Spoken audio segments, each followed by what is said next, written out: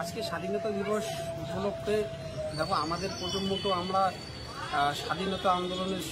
ছিলাম না, আমরা শুনেছি যারা আজকে আমাদের বাবারাও হয়তো স্বাধীনতা সংগ্রামে ছিল না, দাদুরা ছিল। আজকে আমরা সেটা হয়তো চোখ দিয়ে দেখিনি, কিন্তু সেটা শোনার পরে আমরা আজকে স্বাধীনতা দিবস পালন করছি। বিভিন্ন পতাকা উত্তোলন থেকে শুরু করে খেলাধুলা, বিভিন্ন জায়গায়, বিভিন্ন ক্লাব ব্লকে, বিভিন্ন প্রতিষ্ঠান, বিভিন্ন সংগঠন করছে এবং সেই সঙ্গে আমরাও তৃণমূল ছাত্র পরিষদের তরফ থেকে করেছি এবং আগামী প্রজন্মকে আমরা যাতে বোঝাতে পারি যে ভারতবর্ষ স্বাধীনতা হয়েছিল কত কষ্টের বিনিময়ে, কত মৃত্যুর বিনিময়ে, কত শহীদের বিনিময়ে, সেটা যাতে আমরা